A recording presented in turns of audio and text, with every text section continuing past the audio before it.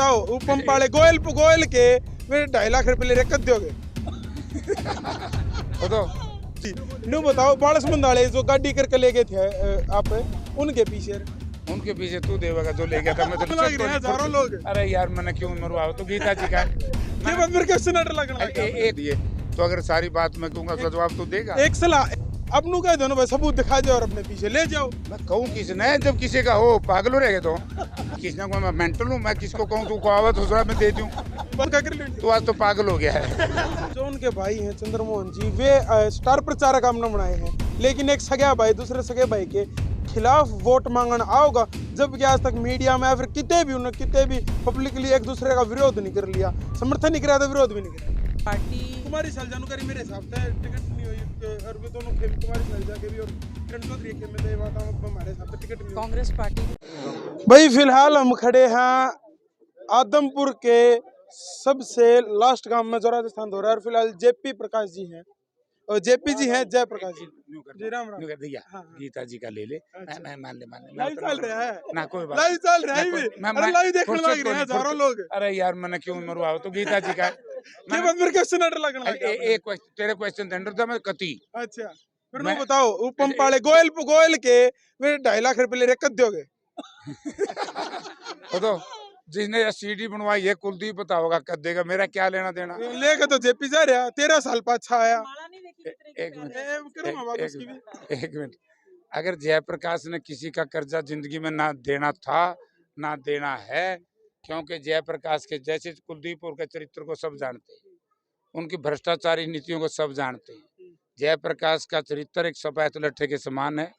ये सुनता सुनता मैंने 20 दिन हो गए जब जयप्रकाश उम्मीदवार बना जब तो उसने लिया पेट्रोल पंप वाले ने तो ये तो नहीं हुआ था 2,000 के नोट बांटे 2009 में 2,000 के नोट थे।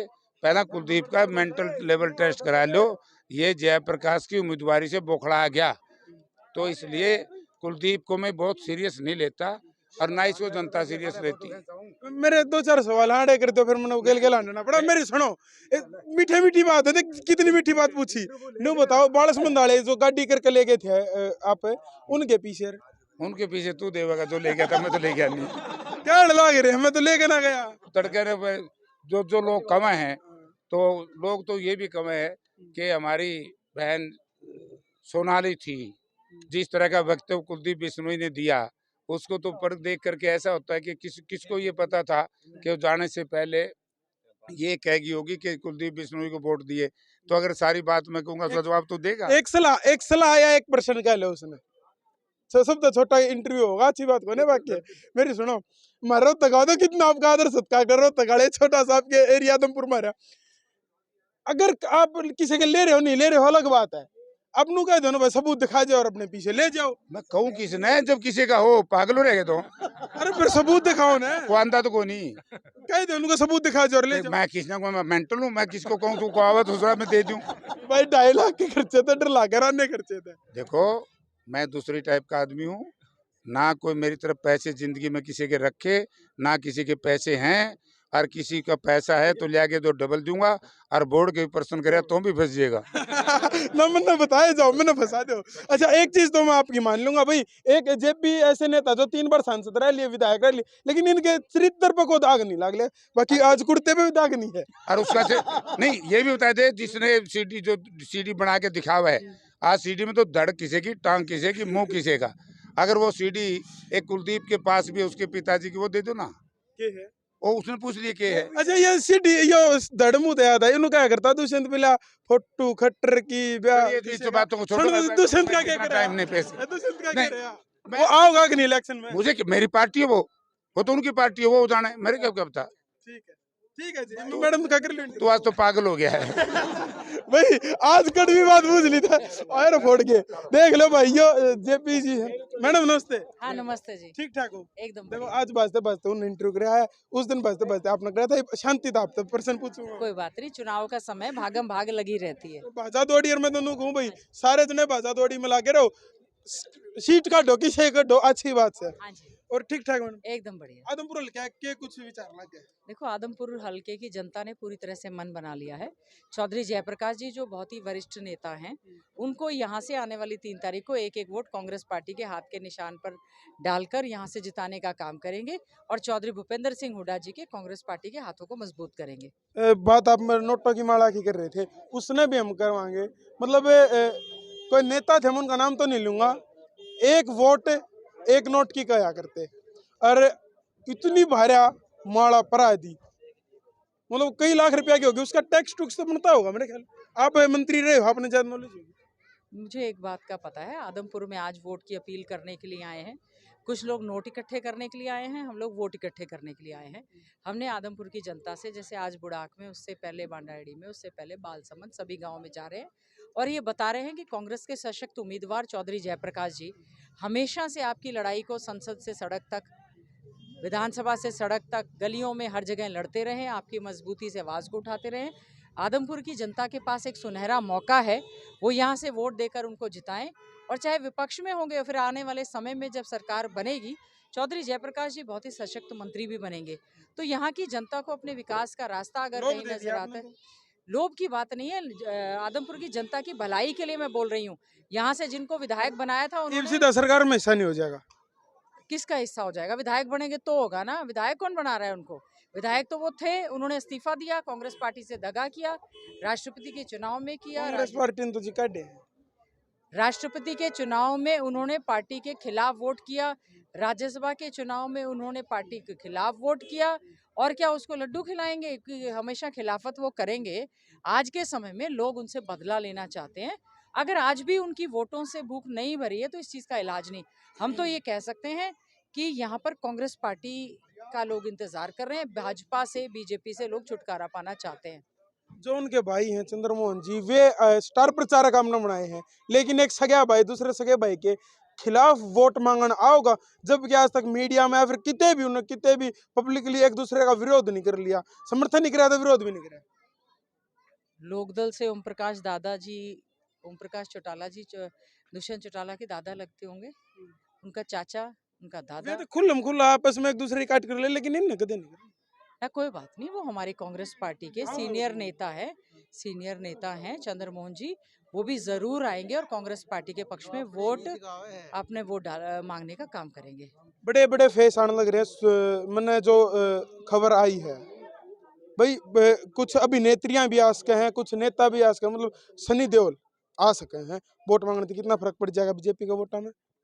बीजेपी बुलाने लग रही सनी देओल ने, हेमा मालिनी ने, सूत्रा तक। बीजेपी के नेता, मुख्यमंत्री, उनके मंत्री, उनके विधायक, कोई भी कुलदीप बिश्नोई जी के प्रचार में आज तक हमने देखे नहीं हैं।